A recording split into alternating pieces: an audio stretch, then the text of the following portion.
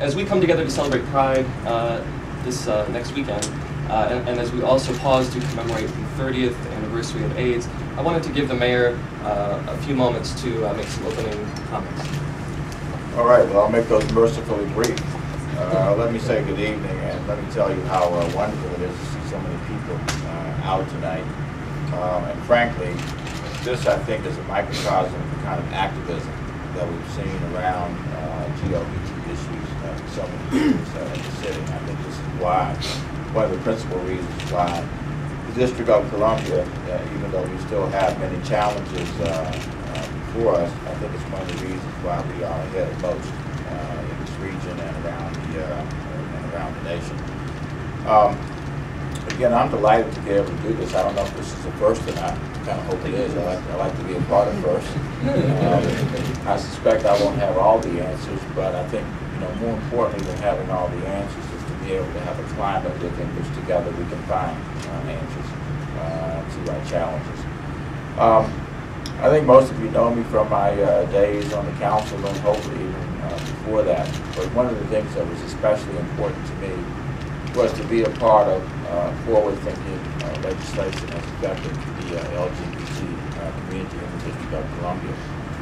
And frankly, one of my proudest moments was in December of 2009, when after being one of the introducers of the legislation, being the chair of the council, I could raise my voice and raise my hand to say yes, a resounding yes, to being able to approve marriage equality out here in the District of Columbia in order to make us a leader, in order to further level the playing field in this nation for the LGBT community.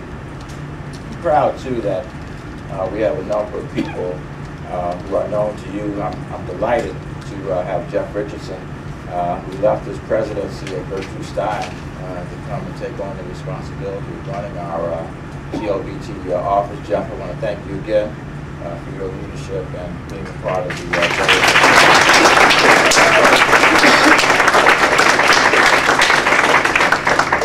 certainly being able to continue proactive efforts around HIV and AIDS is an important part of our commitment, an important part of the things that we do here in the city.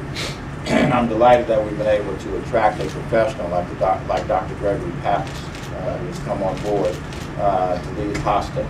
And already working with him, working with Dr. Muhammad Akhtar, and working with others in our administration, I think we are taking steps in the right direction, and I suspect we will probably have an opportunity to talk about some of that tonight. A longtime friend, and I see him over there, who agreed to continue to work with me. He was my chief of staff at the Department of Human Services. And when I became the chair of the council, he agreed to come and be the, I'll call him the deputy administrator of the council's central operations. And when we moved over to the other side, he now is back in a position that he held once before, and that is director of the Office of Boards and Commissions, which is one of the most important roles in the government because there are 2,000 or so appointments made out of that office. And frankly, isn't it comforting to know that you have someone with sensitivity there who will make sure that we have leveled the playing field in terms of those kinds of appointments? And that, of course, is my dear friend, Ron Collins.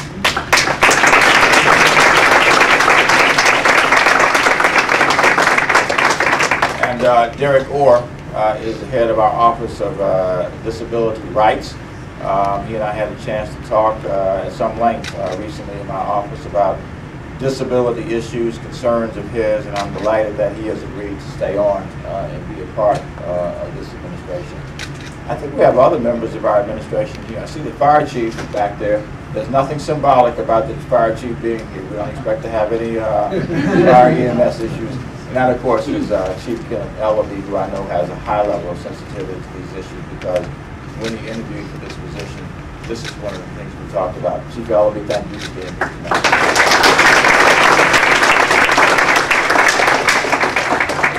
I can't see everybody in the room, so if I miss someone, raise your hand, and I'll be happy to acknowledge you. There are, oh, Steve, I'm sorry. Right there in my face. I was hiding. In plain sight, The director of our Office of Community Affairs, who has a number of offices. In fact, Jeff reports directly to Steve as a part of the cabinet. Jeff is a part of the cabinet, as is Steve. But Steve is someone who I've known for many years. Came over from the council chairman's office with me, and now has taken on an important responsibility in this administration. Steve Gaudet, thank you. And there are others in this audience tonight who I've had the pleasure of working with, and I won't call everybody's name who I see because I will undoubtedly leave some folk out. But I do see Peter Rosenstein sitting right in front of me, and Rick Rosendahl. We were together last Thursday night, was it? Or Friday night? Last Friday night, when Ron got an award as a part of the Pride activities that now have been launched for the month. So let me start basically let me finish basically where I started, as Happy Pride Month, everybody.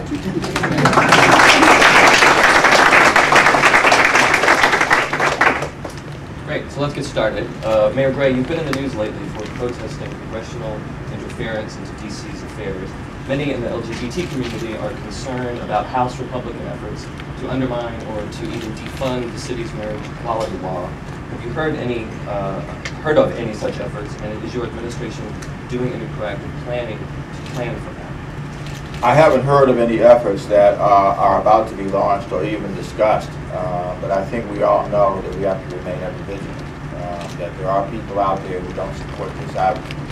I've seen it in my own life. I've had things said to me, things done to me in the wake of my vote, and I won't discuss those tonight, that are pretty untoward.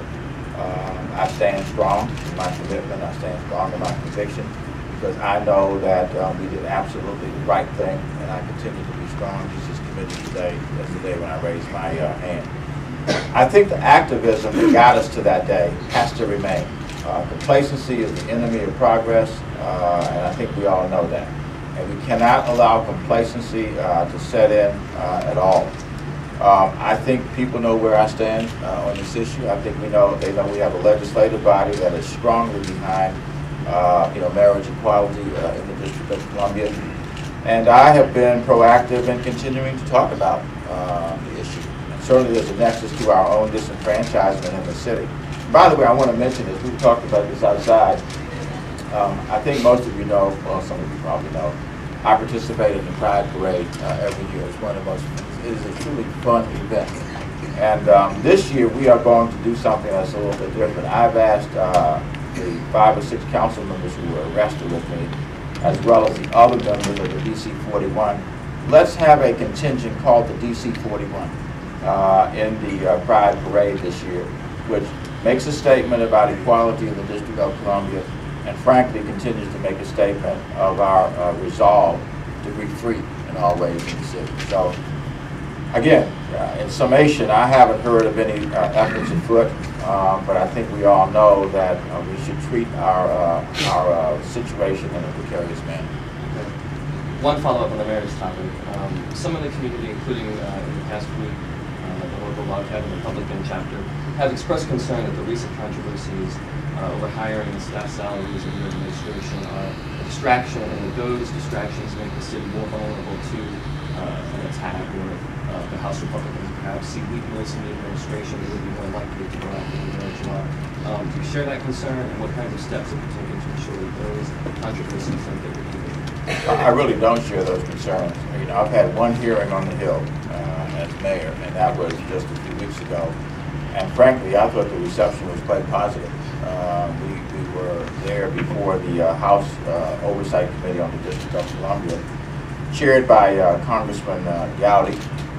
First of all, Congressman Gowdy came over here to the Wilson Building back in late January, early February to meet with me, which I think is somewhat unprecedented. Secondly, not only was Congressman Gowdy there, but so was Chairman Issa, and I thought the reception couldn't have been better.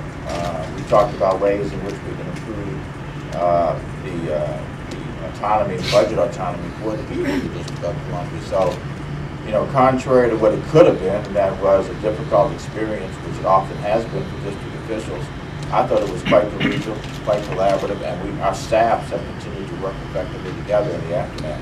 I don't know where it would go, but there certainly was no discussion about rolling back the time in the city.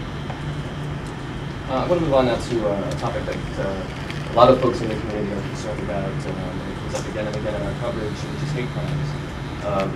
In an unannounced action last week, DC Police Chief Kathy Langer, actually last month, appointed a civilian member of the department to head the police division that oversees the Daniel Boone liaison unit.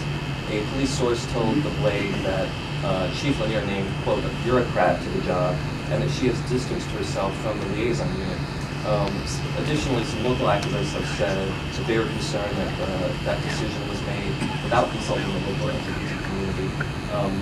What are your thoughts on that, and have you spoken with Chief Lanier about it? No, I have not spoken with her about it. As a matter of fact, I didn't even realize that, just in the interest of all candor. You're not reading the Blade. I missed that particular page, that particular day.